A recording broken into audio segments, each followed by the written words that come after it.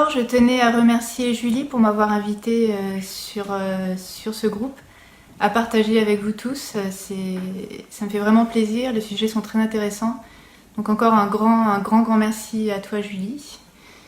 Je me présente, je m'appelle Luisa Gallerini, je suis écrivain, notamment d'une série qui s'appelle Ceux d'en haut, une série entre thriller ésotérique, littérature fantastique, roman historique et fantasy. Donc la série Ceux d'en haut, le thème principal, c'est tout ce qui est aux frontières de la vie et de la mort. Donc ça va parler de résurrection, de réincarnation, de vie éternelle, d'immortalité, de voyage dans l'au-delà. Et donc on peut trouver les livres sur Amazon. Pour l'instant, c'est l'unique plateforme qui permet aux auteurs de s'auto-éditer sans compte d'auteur. Donc c'est là que j'ai distribué en version brochée et e-book. Les brochets, comme vous pouvez le voir ici, par exemple, sont illustrés. Voilà, donc, je ne sais pas si on voit bien, ça va inverser les... Voilà.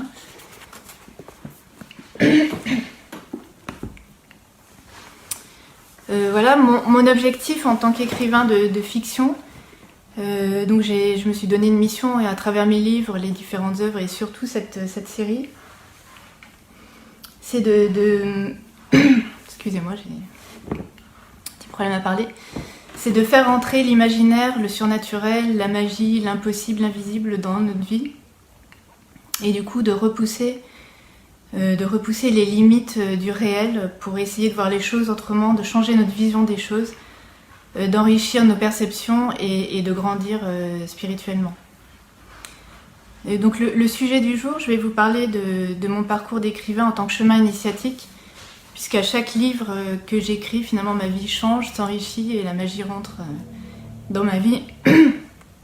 Magie que j'essaye de faire partager à mes lecteurs. Alors le premier volume de Ceux d'en haut, c'est celui-ci, il s'appelle La momie de Pâques. Il existe en grand format broché. Et, excusez-moi, j'ai du mal à lire en même temps. Et voilà, et en petit livre de poche. Voilà. Donc c'est l'histoire de Marie au XXe siècle, qui est une jeune fille comme tout le monde, que rien ne prédestine à l'aventure, et qui un jour sort de l'Opéra Bastille, traverse la place et découvre une amulette égyptienne. Et cette amulette l'amène sur le carnet de voyage d'une égyptologue au XIXe siècle qui elle-même est en quête de la vie éternelle. Donc, je vous en dirai pas plus pour le pitch, je vais pas voilà, tout raconter.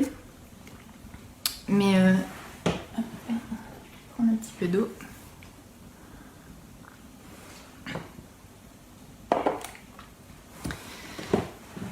Donc ce livre m'a apporté énormément et notamment il m'a fait faire beaucoup de recherches sur l'Égypte antique, qui est une civilisation passionnante et notamment qui était très riche spirituellement.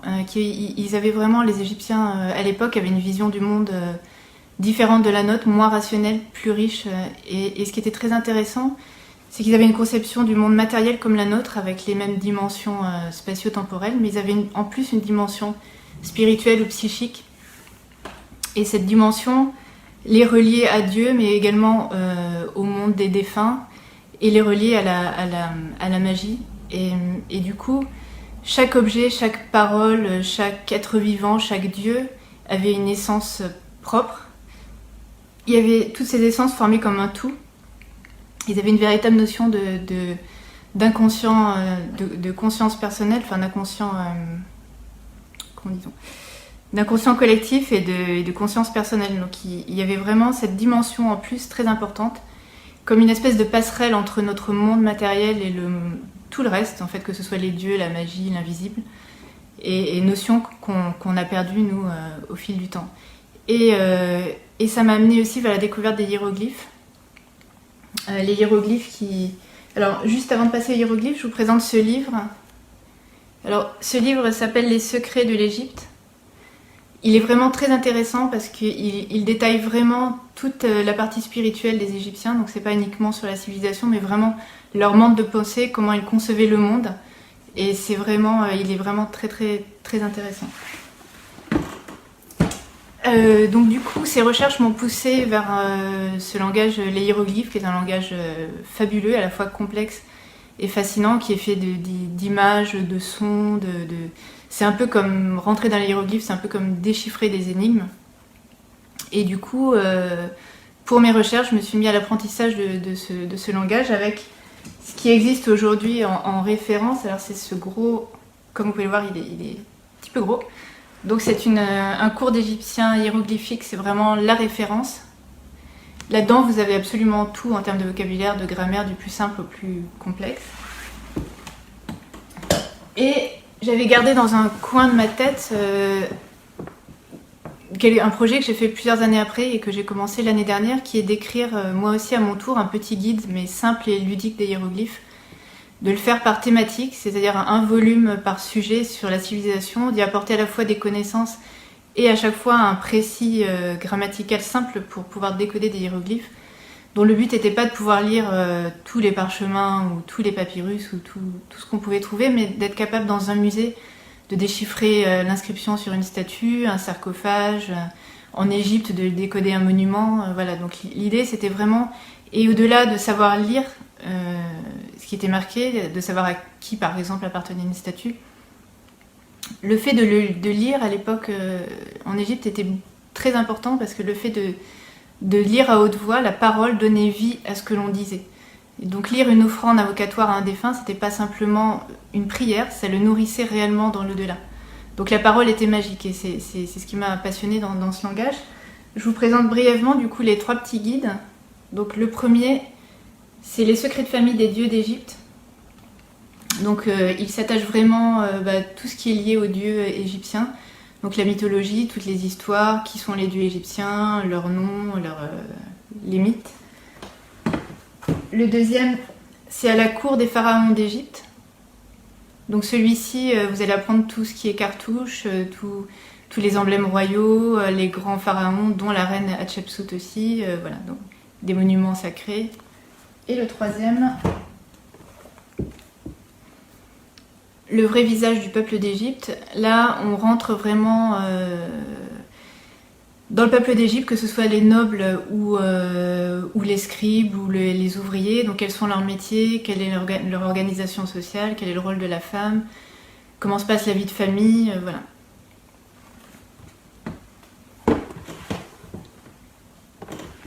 Et bien sûr à venir d'autres tomes, notamment sur l'au-delà égyptien, parce que je pense que c'est le sujet qui passionne le plus tout le monde dans cette civilisation. En dehors des rites de momification, c'est qu'est-ce qui se passe après la mort chez les Égyptiens. Il y a tout un passage, toute une traversée du monde de l'au-delà qui est vraiment passionnante. Et donc, pour en terminer avec la momie de Pâques, c'est le premier livre qui a vraiment changé ma vie, parce qu'au fil de mes recherches, au fur et à mesure que je faisais ces recherches sur l'Égypte, j'essayais de faire des relations entre la religion judéo-chrétienne et l'Égypte antique, je trouvais des coïncidences, des choses qui matchaient. Et petit à petit, à mesure que les pièces se mettaient en place, moi je me suis laissée prendre par mes recherches et finalement presque à en oublier la fiction. Et je suis rentrée moi-même finalement dans cette histoire, un peu comme Marie qui mettait les pièces du puzzle ensemble, ou l'égyptologue au 19e, et je me suis laissée vraiment prendre par mon histoire, à tel point qu'elle rentrait dans ma vie avec toute la magie qu'il y a à découvrir des choses, à vivre une aventure, et c'est là que je me suis vraiment rendu compte déjà que j'ai compris la mission que je m'étais donnée, qui était de repousser les frontières du réel et de laisser cet imaginaire rentrer et d'essayer de brouiller un peu tout ça pour ouvrir notre esprit, voir les choses autrement. Et voilà, c'était ma première expérience avec ce livre. Je vais passer au deuxième tome, qui s'appelle Une promenade hors du corps. Voilà. Donc celui-ci n'existe que en grand brochet. Ce livre-là, alors c'est l'histoire d'Adélaïde au 19e siècle, qui est une mère de famille bourgeoise qui vit à Paris, et qui un jour va faire son marché, et là se rend compte que son odorat est décuplé. Donc elle sait pas pourquoi, qu'est-ce qui s'est passé, qu'est-ce qui se passe, elle s'inquiète. Dans les jours qui suivent, tous ses sens sont bouleversés. Sa vue, le toucher, le goût, tous explosent. Et jusqu'à petit à petit aller vers autre chose, c'est-à-dire qu'elle développe aussi un 6e sens qu'on pourrait appeler intuition, et puis des sens plus exceptionnels comme de la télékinésie, donc le fait de pouvoir faire bouger des objets à distance, poltergeist. Elle développe également des sens prémonitoires, de la voyance, de la télépathie, et donc elle bascule dans un monde complètement différent, et surtout la société évidemment n'accepte pas telle qu'elle est. Surtout à cette époque. Donc ça, je vous en dirai pas plus sur les aventures d'Adélaïde. Au XXe siècle, on continue à suivre Marie, qui est l'héroïne du premier tome. Je ne voulais pas faire de spoiling, mais disons que Marie est immortelle au début du tome 2, je vous dirai pas comment. Et du coup, elle se sent seule, elle est en pleine crise d'éternité dans un monde où les gens sont mortels. Et jusqu'à ce qu'elle rencontre la communauté qui s'appelle Communauté de ceux d'en haut, de gens exceptionnels aux dons extraordinaires, dont certains, comme elle, sont immortels ou éternels ou réincarnés. Voilà. Donc ça, c'est pour le résumé du livre. Donc lui, ce livre m'a amené vers d'autres chemins, d'autres domaines, et notamment vers tout ce qui est parapsychologie et phénomènes paranormaux. Donc là, j'ai lu énormément de livres sur le sujet, sur tous ces sujets qui gravitent autour, et pour essayer d'avoir une vision le plus juste possible, en tout cas la plus scientifique possible, même si c'est un peu paradoxal entre le paranormal et la science, mais je me suis inscrite à des cours de l'AIMI, l'IMI, c'est l'Institut Métapsychique International. C'est une fondation d'utilité publique attachée aux recherches sur les phénomènes paranormaux. Et du coup, donc ça m'a apporté vraiment, c'était très intéressant, c'était sur 2 ans. Ça m'a apporté plein de données le plus scientifiques possible, avec des analyses qui ont été faites, des synthèses, bref, ça, beaucoup d'informations sur tout ce qui était du coup parapsychologie. Donc ça va pas jusqu'aux créatures surnaturelles comme les licornes ou autres. Ça reste vraiment dans tout ce qui est télékinésie, télépathie, voyance, voilà, donc tout ce qui est lié au pouvoir du cerveau en fait sur le corps, sur soi ou sur le monde extérieur. Donc ça c'est un premier point, et lors de ces recherches, finalement, je me suis rendu compte que tout ça, toute cette conception et toutes ces croyances qu'on pouvait avoir, je les avais enfant. C'est-à-dire que enfant, je croyais que je pouvais déplacer un objet à distance en y pensant. J'étais persuadée que, en me concentrant bien, ça allait fonctionner. Et même si ça marchait pas, je me disais bon bah demain, je vais mieux me concentrer, je vais y arriver. J'étais aussi persuadée que la télépathie fonctionnait et que si je voulais transmettre une information à ma sœur, bah, elle la comprendrait. J'étais même persuadée qu'en dessinant une porte sur un mur avec une craie, bah, j'allais pouvoir ouvrir la porte sur un univers parallèle, surnaturel, un univers onirique. Et tout ça, avec le temps, en grandissant dans la société rationnelle dans laquelle on vit, on le perd, on l'enfouit, on le rejette. Et en faisant ces recherches, je me suis dit que c'était quand même dommage parce que finalement c'était la partie presque la plus enchanteresse de notre enfance, qui était cette liberté d'envisager la magie partout dans le monde. Et du coup, la grande question, c'était est-ce qu'aujourd'hui on considère comme irrationnel, inexplicable, est-ce que ce ne sera pas expliqué demain par la science? Est-ce que c'est pas comme l'électricité qu'on considérait à l'époque comme surnaturel, qui aujourd'hui est un phénomène scientifique avéré? Et du coup, pourquoi est-ce que notre société, elle est fondamentalement scientifique, rejette à ce point-là ces sujets, ces terrains de recherche potentiels, et essaye juste de dire non, ça n'existe pas, au lieu de se lancer dans ces recherches-là qui sont vraiment passionnantes? Et c'est vraiment paradoxal, parce que quand on voit que par exemple dans les hôpitaux on fait appel à des coupeurs de feu pour soigner les gens, et qu'en même temps on ne reconnaît pas leur talent, on ne reconnaît pas les guérisseurs, les magnétiseurs, on ne reconnaît pas tout un tas de phénomènes que pourtant, même dans l'armée, on va utiliser la voyance. Enfin, du coup, voilà, ça pose énormément de questions. Le sujet est de toute façon passionnant.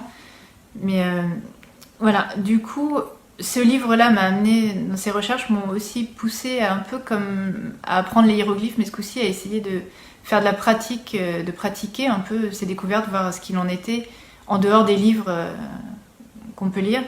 Et du coup, j'ai testé un petit peu la télékinésie, justement. Alors là, je vous présente un guide. Il est en anglais. Je pourrais vous mettre les références après hein, de tous ces livres. Il s'appelle The Telekinesis Training Method. On peut le trouver en e-book aussi, pas uniquement en brochet. C'est la seule méthode vraiment pas à pas que j'ai trouvée de télékinésie. Donc c'est très bien expliqué de quel état d'esprit il faut se mettre, comment il faut faire. Et on peut s'entraîner complètement facilement avec, alors moi je m'étais confectionnée avec une petite bougie plate. On peut enfiler un cure-dent dedans. Ou une petite épingle ou remplacer la bougie par une gomme, ça fonctionne bien. Et du coup j'avais fabriqué une petite hélice en aluminium. Voilà. Et du coup ça se pose au milieu et il vous suffit de mettre les mains autour, de poser ça sur une table pour faire bouger la petite hélice. Alors évidemment, vous verrez que c'est plus simple de la faire bouger quand vous ne mettez pas une cloche en verre dessus. Là ça devient très compliqué. Parce que la cloche en verre va bloquer tous les mouvements d'air, mais également la chaleur qu'on peut dégager, le magnétisme que les mains peuvent dégager. Mais au-delà, si vous travaillez sans la cloche, ce qui est quand même assez intéressant, c'est que on arrive en se concentrant avec le pouvoir d'intention à orienter en fait cette petite hélice pour qu'elle tourne à droite ou à gauche, qu'elle s'arrête ou qu'elle ralentisse. Et que ce soit par la chaleur de nos mains ou le magnétisme qu'on dégage ou le souffle ou je ne sais pas, mais il y a quand même quelque chose qui se passe qui est assez intéressant. Après, il faudrait pratiquer beaucoup plus, je pense, pour développer plus de pouvoir. Alors, sinon, il existe ce genre de petites choses dans le commerce qui m'avait été offert par ma sœur, qui est une roulette en plastique exprès pour s'entraîner, ça coûte vraiment pas grand-chose, qui est peut-être plus pratique que l'aluminium qui s'abîme, et voilà, qui permet de s'entraîner à faire tourner la roue. Du coup, voilà, ça c'est pour la partie pratique. Au niveau de mes recherches, je voulais vous parler de 2 livres très importants qui m'ont beaucoup apporté. Celui-ci sur l'intuition. Je ne sais pas si vous voyez bien, je ne suis pas sûre, c'est un peu éblouissant, voilà. Qui s'appelle Développer votre intuition pour prendre de meilleures décisions. Là, c'est vraiment, la synthèse est vraiment très bien faite sur l'intuition, sur tout ce qui tourne autour. Ça fait des liens avec plein d'autres choses, c'est très intéressant, ça se lit très bien, vraiment c'était un très bon livre. Un autre livre dont on a parlé hier ici sur le groupe, d'un scientifique qui s'appelle Rupert Sheldrake, qui est un grand scientifique de renommée mondiale américain, qui a le don de donner des grands coups de pied dans la fourmilière, hein, qui bouscule les codes en multipliant les études sur le surnaturel, le paranormal, et qui compile plein d'études qui sont faites par d'autres scientifiques, qui a vraiment un point de vue scientifique et qui en même temps, lui, vraiment fouille et va loin dans ces recherches-là, apporte des théories et des explications possibles. Donc tous ces livres sont très intéressants et celui-ci, tout particulièrement, qui s'attache au pouvoir inexpliqué des animaux. Et donc il a compilé des études, il fait des études aussi spécifiques. Donc il parle par exemple des chiens qui peuvent attendre leur maître 1 heure ou 5 minutes avant qu'il soit là. Même s'ils prennent pas le même chemin que d'habitude, ils savent exactement quand il arrive. Pareil pour les chats d'ailleurs, d'animaux aussi qu'on peut déposer à 100 km du domicile et qui savent revenir rejoindre leur maître. Mais également des bancs de poissons qui vont bizarrement tous se déplacer dans un même sens, au même endroit, éviter les mêmes obstacles, les mêmes prédateurs, alors même que comme s'ils formaient un tout en fait, comme s'il y avait une entité qui leur permettait de communiquer et d'agir en temps réel à la seconde près, pareil pour les oiseaux. Donc c'est vraiment très intéressant, c'est un livre vraiment que je recommande vivement. Et ensuite, je vais terminer cette partie par un autre sujet qui est un thème central de ce livre. Je vous dis pas comment il est lié au livre parce que ça va vous casser un peu l'intrigue, mais le sujet c'est les expériences de mort imminente, qu'on appelle EMI ou NDE en anglais. Et à ce sujet, ce livre-là est excellent. C'est le livre du docteur Jean-Pierre Jourdan qui s'appelle Deadline, dernière limite. Alors malheureusement, il est très difficile à trouver en poche parce qu'il est épuisé, donc vous pouvez le trouver d'occasion. Parfois très cher, il faut attendre un prix qui baisse parce que quand même il revient sur le marché, mais c'est un gros livre qui est excellent parce qu'il détaille vraiment chaque étape des expériences de mort imminente. C'est énormément de témoignages de gens et il décortique tout le processus. Donc il y a une partie très intéressante sur le fait que ces gens qui font des expériences de mort imminente ne reviennent pas les mains vides, si je peux dire, mais souvent, ou en tout cas parfois, avec des dons ou des connaissances. Des dons, ça peut être parler un langage qu'ils ne connaissaient pas, jouer d'un instrument de musique qu'ils n'avaient jamais appris, ou des dons de voyance ou autres. Donc, ça peut être parfois des dons qu'on dirait paranormaux.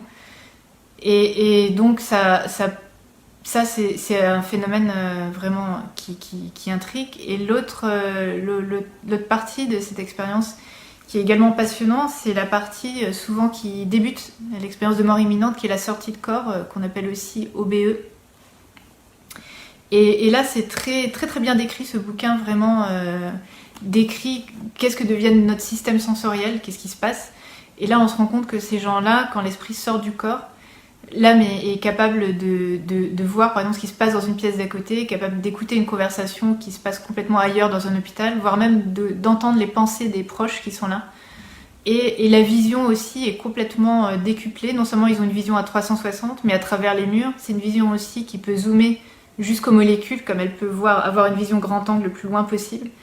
Et du coup, là, on se rend compte, ça ramène à l'idée que est-ce que finalement, est-ce que notre conscience serait pas enfermée dans un corps limitant avec des sens qui sont pas parfaits, qui sont même parfois inexistants, parce qu'il y a des sens que possèdent les animaux qu'on ne possède pas, et qui sont plus affûtés d'ailleurs chez les animaux que chez nous. Et donc la question, c'est qu'est-ce qui se passerait si notre conscience avait des sens normaux, développés au maximum, et avait tous les sens possibles? Est-ce que on percevrait tout un monde de l'invisible qui nous entoure, qu'on ne voit pas aujourd'hui et qu'on côtoie peut-être qu'il y a plein de créatures autour de nous, plein de choses, des entités, des choses qu'on peut même pas imaginer parce qu'on les connaît pas, on peut pas les envisager. Et donc ça, c'était une question centrale de ce livre qui est vraiment attachée sur justement les sens, qu'est-ce qu'on perçoit et qu'est-ce qui nous entoure, et voilà. Et pour terminer avec l'expérience de mort imminente, je vous parlerai juste de ce livre-là, donc de Jeffrey Long, qui s'appelle La vie après la mort, l'épreuve.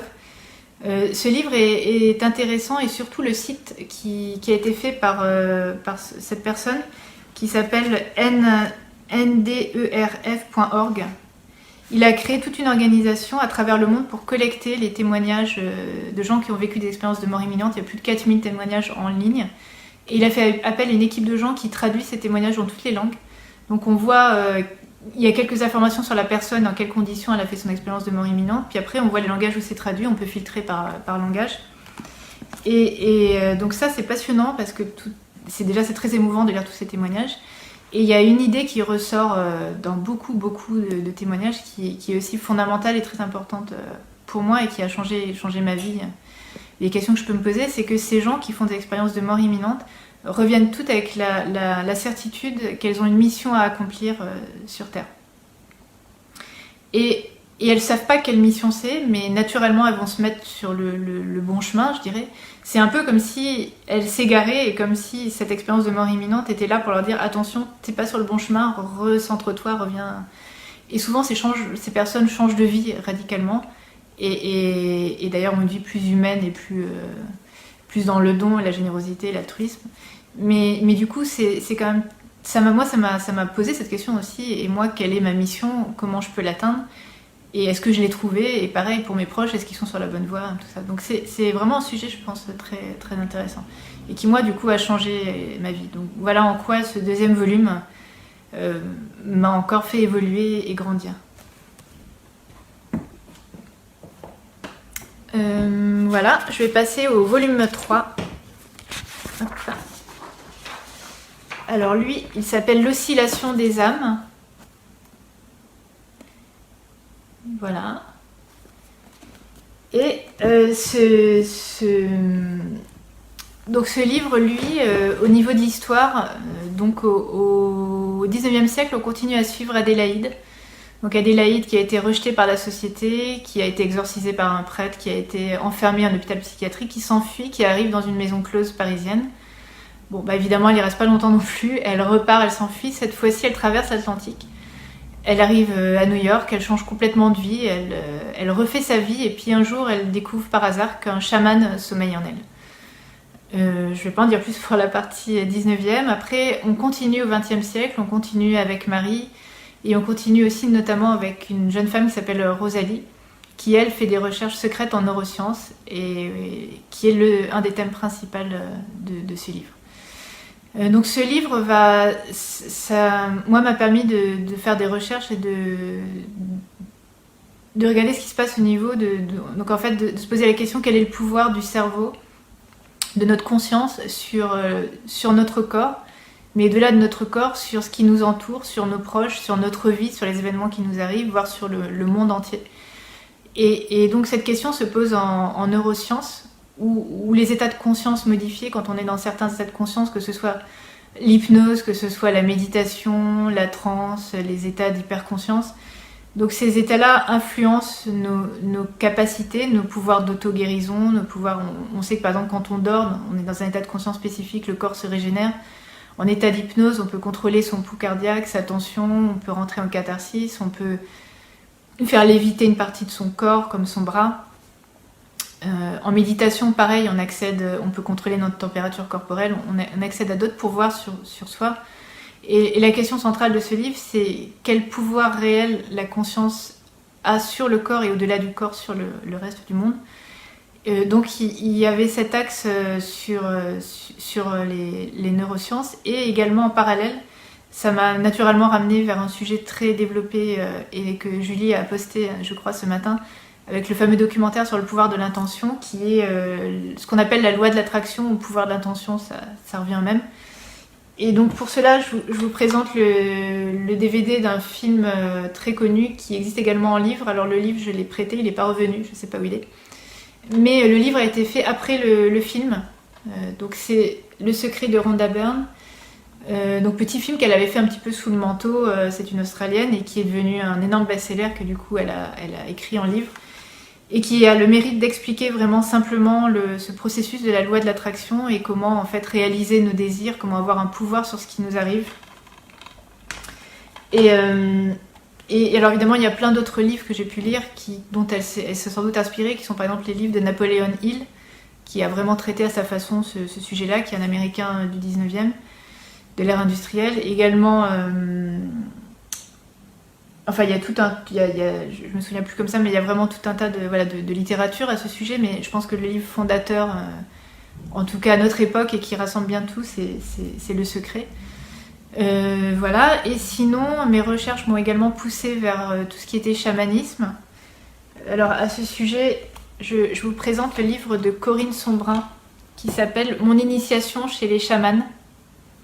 Alors, vous devez en avoir entendu parler, parce que un film est sorti cet été, avec Cécile de France, qui reprend vraiment ce livre-là, et qui du coup, qui est un livre autobiographique, et qui explique comment Corinne Sombrin a découvert qu'elle était chamane. Donc Corinne Sombrin était musicologue à l'époque pour la BBC, et elle est envoyée en Mongolie, et là-bas, donc elle enregistre des sons, des chants, et elle se retrouve à une cérémonie où un chaman rentre en transe, où elle enregistre, et elle aussi rentre en transe. Et la transe s'arrête, et le chaman...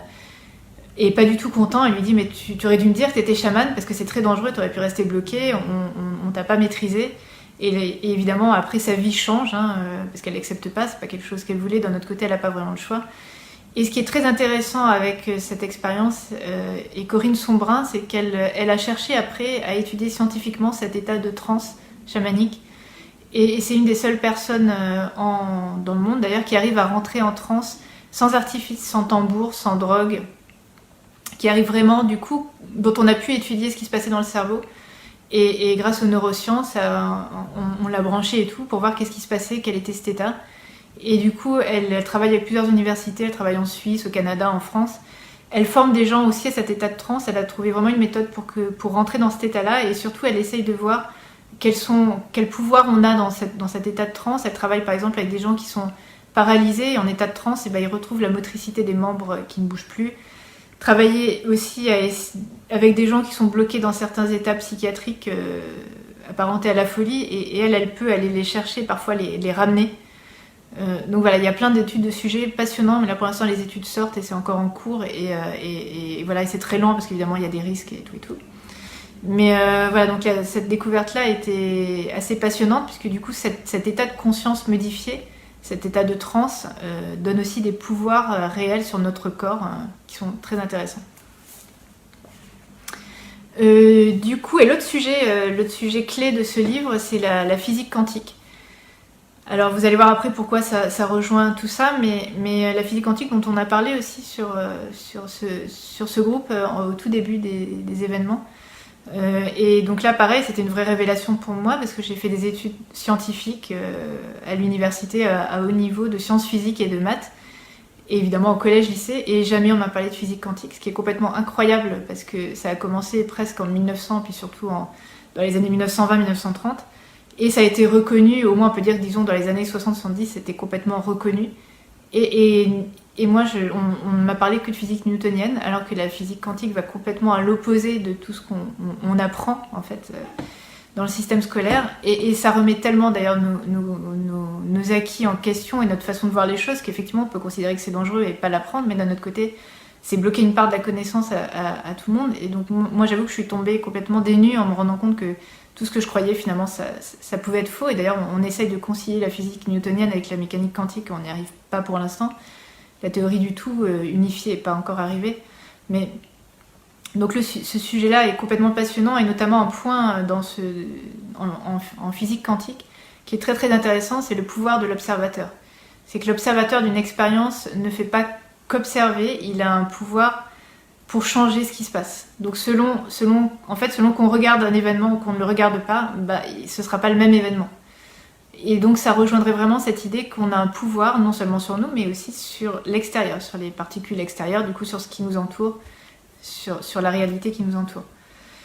Et donc du coup, de la même façon que pour les livres précédents, j'ai essayé de compléter ces recherches par des petites expériences maison. Et du coup, j'ai regardé un petit peu qu'est-ce que je pouvais faire en auto-hypnose. Et là, je vais vous présenter un livre qui est très intéressant, qui s'appelle Le pouvoir de l'hypnose de Valérie Austin. Alors, il y a plein de livres sur l'auto-hypnose, plein de livres, notamment avec des CD qui ont des scénarios déjà tout prêts un peu pour tout, pour maigrir, pour pas avoir peur du vide, pour avoir confiance en soi, enfin, il y a tout un tas de choses. Mais ce livre-là est très intéressant parce qu'il explique comment écrire son propre scénario d'auto-hypnose. Et en fait, on se rend compte très vite que ces scénarios d'auto-hypnose rejoignent les scénarios de visualisation qui sont dans la loi de l'attraction. Et donc tout ça, ça fait appel à un langage spécifique qui est un langage un peu qui serait compréhensible par un enfant de 6 ans, donc pas trop compliqué, pas trop simple non plus, mais intermédiaire, avec un certain type de phrases, un certain type de choses à dire, et ça explique vraiment comment construire son propre scénario. Et après, ça permet d'enregistrer ce scénario et puis de se le passer pour rentrer en état d'hypnose. Donc pour ça, il était vraiment essentiel par rapport aux autres que j'ai pu lire. Donc voilà, donc j'ai travaillé sur tout ce qui était auto-hypnose et les pouvoirs qu'on pouvait avoir autant dans la loi de l'attraction que sur nous-mêmes, ou en auto-guérison avec l'auto-hypnose. Et également, j'ai fait des travaux avec un appareil. Alors là, c'est la pochette.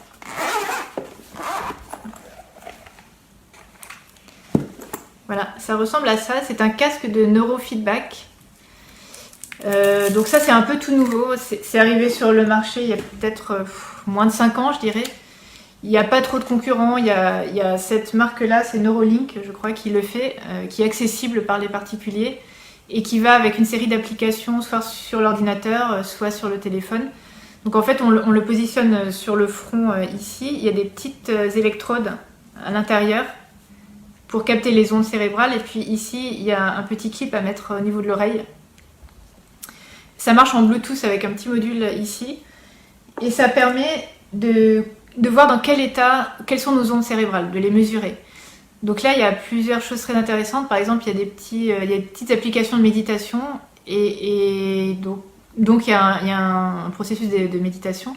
Et en même temps, on voit les ondes et ça nous dit oui, vous êtes dans un état méditatif qui correspond grosso modo à des ondes alpha à 10-12 Hz. Ou vous n'êtes pas, vous êtes encore en ondes bêta qui sont en état actif normal.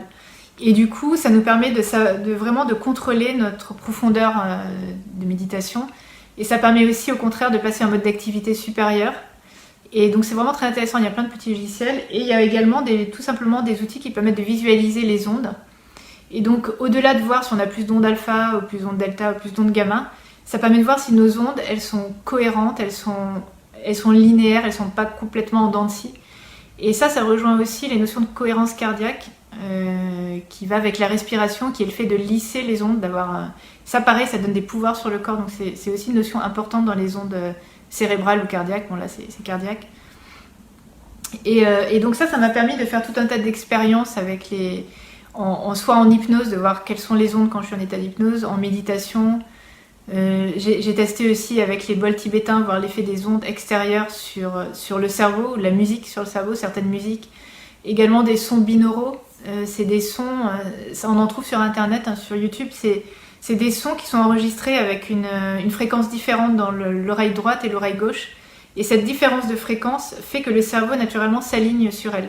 Donc si vous avez une différence de fréquence de 6 Hz, bah, le cerveau va se mettre sur les 6 Hz. Ça permet de descendre assez vite dans des états assez profonds, d'états de conscience modifiés assez profonds qui vont vers le sommeil ou l'hypnose, la méditation, voilà.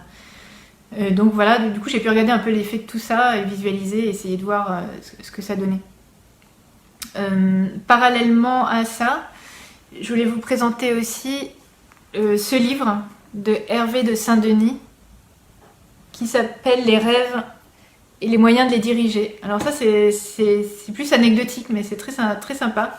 Donc c'est un vieux livre qui est beau parce que vous voyez à l'intérieur vous avez des gravures qui datent, si je dis pas de bêtises, qui a été écrit au 19e siècle je crois. Donc il y a des versions plus récentes en e-book mais bon celle-ci était belle, on la trouve à prix intéressant. Et donc là, l'idée, c'est que ça vous est sans doute déjà arrivé à tous, c'est que parfois, on arrive à contrôler nos rêves. C'est-à-dire qu'on est conscient dans nos rêves qu'on rêve. Et du coup, on va prendre le contrôle de son rêve. Et sauf que ça arrive peu souvent, voire même certaines personnes, ça ne leur est jamais arrivé.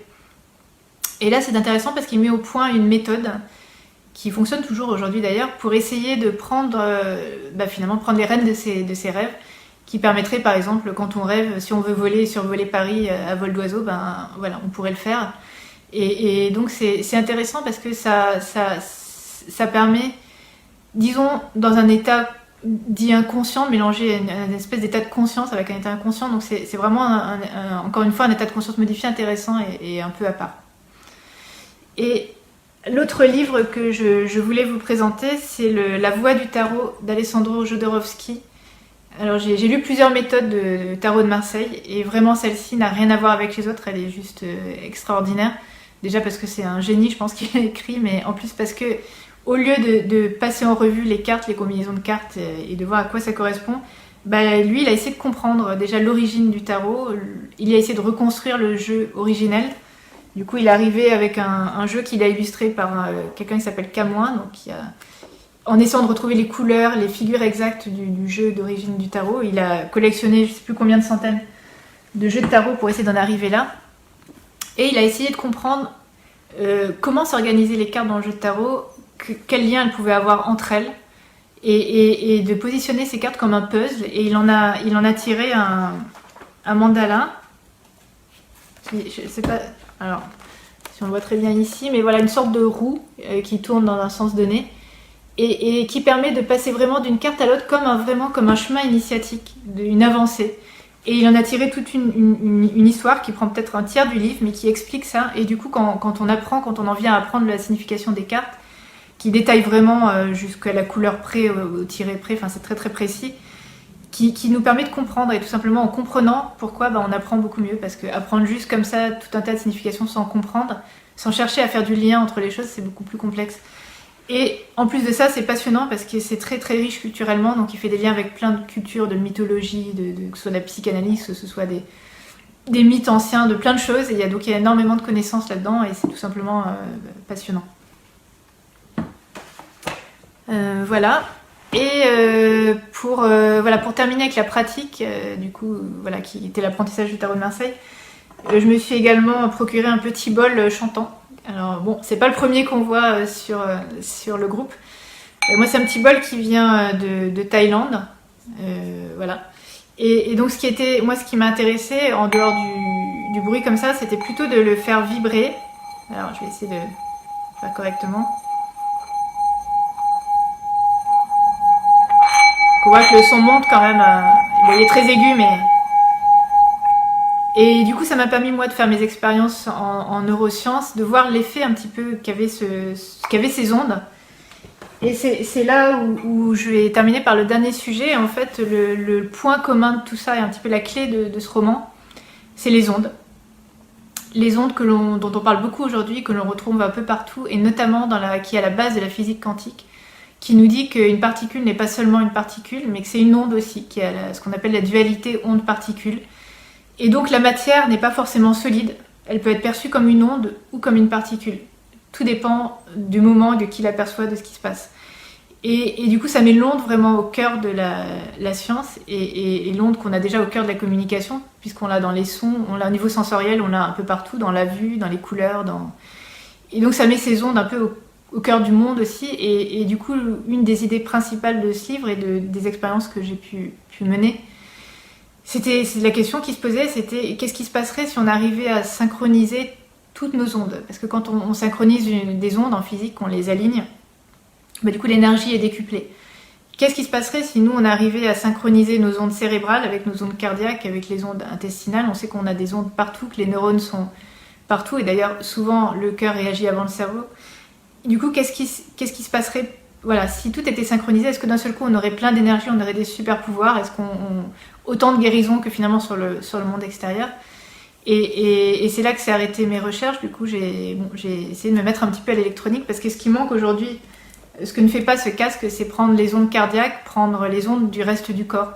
Donc idéalement, il faudrait des petites électrodes un peu partout et voir ce qui se passe, et essayer de monitorer ça pour essayer d'aligner nos ondes, pour voir ce qui se passerait dans certains états. Donc là, bah, la machine, il y a un plan, tout ça, mais je ne l'ai pas fini. Mais voilà, tout ça pour dire qu'il y a beaucoup de questions qui se posent, et je pense de recherches à faire. En tout cas, il y en a beaucoup en ce moment sur le sujet, beaucoup de littérature là-dessus, mais c'est vraiment pas des choses passionnantes. Donc voilà, ça c'est ce que m'a apporté le tome 3.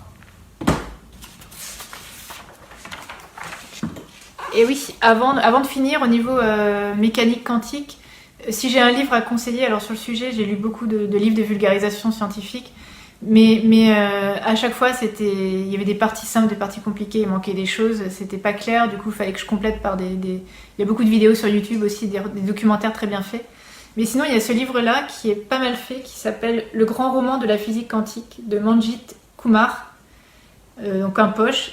L'avantage, c'est qu'il aborde la physique quantique d'un point de vue historique, donc il remet tout dans le contexte. Et donc, c'est pas une théorie qui est exposée, c'est l'avis des différentes personnes, des scientifiques qui ont fait toutes ces découvertes au fil des décennies qui sont passées, et au fil de leurs relations, des recherches qu'ils font, de leur vie. On rentre vraiment dans la vie de tout le monde, hein, d'Einstein, de Planck, de plein de gens, plein de grands scientifiques. Et au fil de ça, il y a des explications avec même, vous voyez, des petits schémas, notamment là on retrouve nos ondes.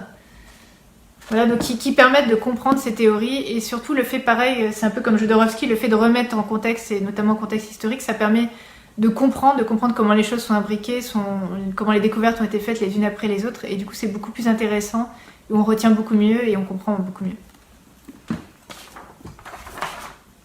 Le 4e tome, alors voilà, ça c'est le petit dernier, il est sorti en octobre dernier. Il s'appelle La mécanique de l'arbre, donc c'est le tome 4. Alors celui-ci, alors là on est à nouveau au 19e siècle, mais on part à Prague, et on part dans le ghetto de Prague. Et donc c'est l'histoire d'un vieil homme juif qui se réveille dans la peau d'une jeune bourgeoise catholique. Il comprend évidemment pas ce qui lui arrive, et donc il fuit cette famille qu'il ne connaît pas. Par hasard, il rencontre un magicien, Jaromir. Il le suit dans son cirque, qui itinérant, et donc il apprend un petit peu la magie avec lui. Il se retrouve sur les routes d'Europe, il arrive en France, et là il rencontre un grand magicien, qui n'est autre que Robert Houdin, et il lui vole un précieux manuscrit, et ce manuscrit a des pouvoirs... a un pouvoir cache, un pouvoir énorme, et là il va essayer de décrypter, de déchiffrer ce manuscrit pour récupérer ce pouvoir, et c'est notamment lié à la Kabbale, donc, et à la Kabbale, à l'arbre des Éphirotes, qui est une partie clé de la Kabbale. Au XXe siècle, on retrouve nos héros habituels, la communauté de ceux d'en haut, il y a une guerre des castes, il y a un virus ondulatoire cérébral qui envahit la planète. Et surtout, on suit les différentes protagonistes, Rosalie, Marie, dans leur évolution au sein de la communauté de ceux d'en haut. Et donc, notamment, elles font la découverte de l'Académie de magie, parce que finalement, on se rend compte que cette communauté cache une Académie de magie. On se rend compte qu'il y a aussi des automates, voilà. Donc, j'en dis pas plus pour le résumer.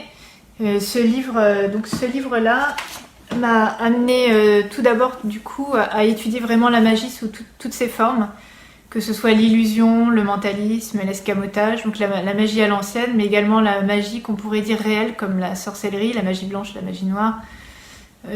Voilà, donc voilà, tout ce qui tourne vraiment autour de la magie. Et à cette occasion, j'ai pu lire ce livre qui est vraiment formidable de Jean-Eugène Robert Houdin, donc le fameux magicien qui a révolutionné la magie et qui a fait ce qu'est aujourd'hui la magie moderne. Ce qui est super dans ce livre, c'est qu'il y a à la fois sa biographie qu'il a écrite lui-même, donc son autobiographie, qui est passionnante parce que c'est un horloger au départ qui construisait des automates, il réparait des montres et qui est devenu un magicien exceptionnel. Et il y a également tous ces manuels d'escamotage, tous ces voilà, qui, comme vous pouvez voir, c'est illustré. Donc c'est vraiment super. Il y a tous ces tours de magie expliqués. Bon, ça gâche pas la magie quand même de la chose, mais c'est vraiment, ouais, il est vraiment super. Et donc ça c'est pour la partie magie et évidemment en écrivant ce livre, bon, j'ai une pensée émue pour J.K. Rowling qui reste un dieu vivant pour moi avec la série Harry Potter qui évidemment a marqué mon expérience de lectrice et je suis heureuse aujourd'hui finalement d'avoir fait rentrer vraiment la magie au premier sens du terme dans ma série. Voilà, ça c'était pour l'aparté. Et sinon j'ai poursuivi, donc dans mes travaux de recherche, j'ai aussi poursuivi mes travaux sur les états de transe chamanique. Et j'ai eu la chance d'aller à un séminaire de Corinne Sombrin en décembre 2019 qui s'est déroulé à Paris. Et donc c'est très intéressant, elle nous a fait part de toutes les recherches autour de ses travaux, où ils en étaient, on a eu des vidéos, des témoignages. Donc c'était super intéressant. Et il y a eu surtout une expérience marquante. Vers la fin de ce séminaire, elle a fait une expérience collective, et notamment avec son équipe de gens qu'elle avait formés à rentrer en transe. Et elle-même a induit une transe dans la salle, il y avait peut-être 200-300 personnes. Et parmi ces personnes présentes, il y a peut-être un tiers, un quart de la salle qui est rentrée spontanément en transe quand elle s'est mise à parler, d'ailleurs un langage inconnu, comme ancestral, qui était assez étonnant. Et du coup, la salle s'est transformée en une espèce je dirais, de jungle où il y avait des bruits d'animaux, des bruits de plantes, des bruits d'insectes, des chants polyphoniques qui bizarrement étaient harmonisés, créés. Et c'était vraiment un moment bouleversant et complètement extraordinaire, vraiment inoubliable. Et donc ça m'a vraiment fait comprendre qu'il fallait que je continue à travailler sur cet état de transe, que c'était pas fini, qu'il y a vraiment encore beaucoup de choses à trouver et que c'était vraiment quelque chose d'important. Et sinon, l'autre axe très important, c'est le fameux arbre des zéphirotes. Alors, je sais pas si on le voit bien ici. Voilà, pour résumer, donc les zéphirotes, c'est les petites rondelles là, que vous avez un peu partout. Et il y a des chemins, il y a 22 chemins qui relient ces cercles. Et c'est vraiment ce qui est super intéressant dans ce schéma, qui est vraiment au cœur de la Kabbale juive, c'est que tous ces chemins peuvent être perçus comme des chemins initiatiques de passage d'un état à un autre. Et tous ces zéphirotes peuvent être mis en relation avec différents symboles. Par exemple, on a une association des planètes avec chaque zéphirote.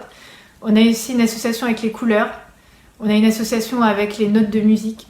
On a une association avec les chakras, avec les cartes du tarot, les 22 chemins qui seraient les 22 arcanes majeurs. Donc il y a tout un tas de symboles qui peuvent se greffer sur cet arbre et du coup donner une compréhension différente et notamment des passages et des points des chemins qu'on peut y voir. Donc ça c'était une découverte très riche, on peut faire plein de choses avec ça, c'était vraiment super intéressant. Et ce livre, vous verrez, parle beaucoup d'arbres, donc l'arbre de vie ou l'arbre des zéphirotes juifs, mais également les arbres qui nous entourent. Et voilà, je vous parle juste de ce livre que tout le monde a dû voir parce qu'on en a beaucoup parlé il y a 1 an ou 2, qui s'appelle La vie secrète des arbres de Peter Wohlenben. Alors il y a plusieurs livres sur le sujet, mais celui-ci, disons, a pas mal remué les choses, qui nous montre que les arbres sont des êtres vivants certes, mais communiquent vraiment avec tout leur écosystème, avec l'entourage, communiquent entre eux, qui a vraiment des choses qui se passent de très intéressantes au niveau des végétaux, et qu'il n'y a pas que l'être humain qui s'est toujours cru supérieur pour penser, pour communiquer, pour ressentir des choses. Et ça, je pense, c'est vraiment intéressant et très important qu'on se rende compte de ça. Et c'est ce que j'ai commencé à faire rentrer dans le tome 4. Alors, d'un côté magique, que je l'ai fait rentrer sous un axe magique en donnant le pouvoir de communiquer avec des arbres, de façon du coup irréelle. Mais ça va continuer tout ça, et je pense qu'il y a vraiment énormément de choses et de questions à se poser sur le monde végétal, mais aussi minéral. Et c'est un autre axe de ce livre où je commence à faire rentrer le pouvoir des pierres. Et alors du coup, voilà, je vous présenterai cette pierre, je ne sais pas si vous la voyez, qui est une labradorite, alors qui a des reflets irisés comme les ailes d'un papillon. Voilà. Et donc c'est une des pierres moi qui me fascine et que je garde avec moi. Et juste pour dire, ces pierres, moi je les ai découvertes par hasard en voyage à Barcelone. Je suis rentrée dans une petite boutique qui vendait que des pierres. Et là, il y avait des petits papiers avec les pierres pour expliquer le pouvoir de telle pierre. Il y avait des petits sachets, des petites choses. Et là, j'ai vraiment senti une attirance profonde vers ces minéraux, vers ces pierres, sans trop savoir pourquoi. Et c'est quelque chose qui m'est resté après, sur lesquels j'ai fait beaucoup de recherches et d'études. Et ces pierres vont continuer à avoir un rôle important dans la série, au même titre que les végétaux, parce que pourquoi les pierres qui sont là depuis des centaines, voire des millénaires, pourquoi elles n'auraient pas elles aussi une mémoire ancestrale, pourquoi elles n'auraient pas des connaissances, pourquoi elles ne communiqueraient pas, pourquoi ce ne seraient pas des êtres vivants au fond? Qu'est-ce qu'on sait de tout ça, de ce que nous on perçoit, mais de ce qu'est le monde autour de nous?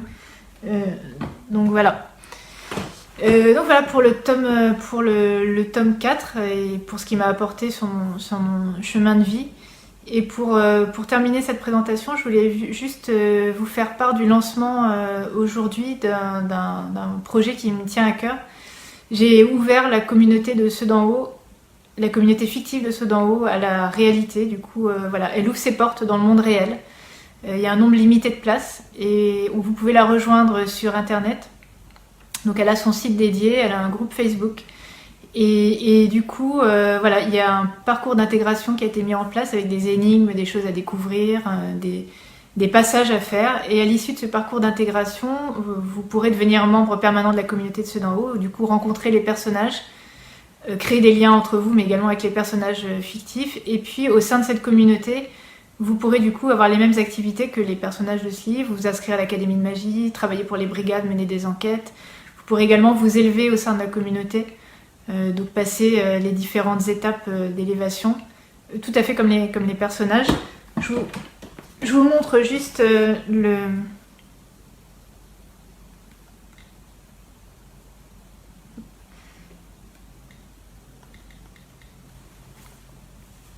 Voilà, je vous montre juste le site. Je vous mettrai le lien si vous voulez, mais il y a le lien sur mon site louisagallerini.com. Donc ouais, alors on voit pas trop avec la lumière, là je suis désolée, mais bon... Ouais, on voit pas du tout, mais bon, du coup voilà, ça se passe sur Internet. Et donc là, l'idée, comme l'idée de tout le reste, c'est de pousser encore plus la fiction dans la réalité, d'essayer de la rendre la plus réelle, la plus concrète possible et de faire des ponts entre l'imaginaire et le réel. Du coup là, moi j'amène mes personnages, j'amène mon concept fictif dans votre vie à vous, dans la réalité des lecteurs.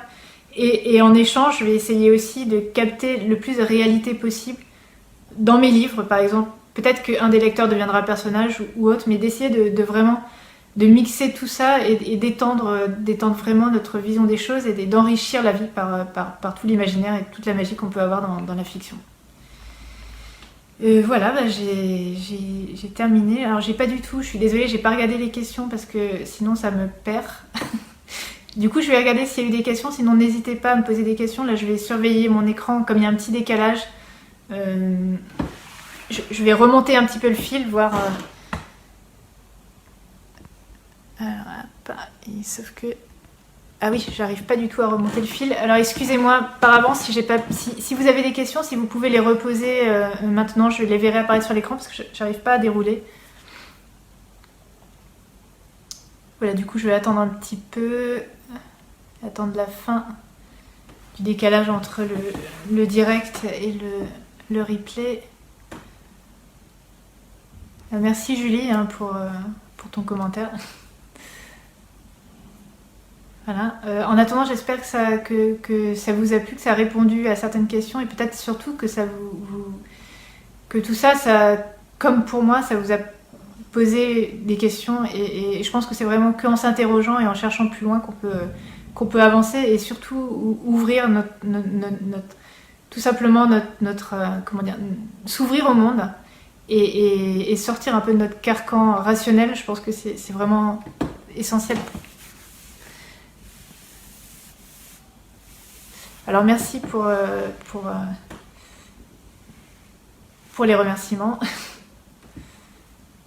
Voilà, je vais rester juste un tout petit peu. Si vous avez des questions, surtout n'hésitez pas. Je pourrais mettre en commentaire, je ferai une petite liste des livres que je reviendrai mettre en commentaire demain pour voilà, si vous souhaitez les lire, des livres dont je vous ai parlé.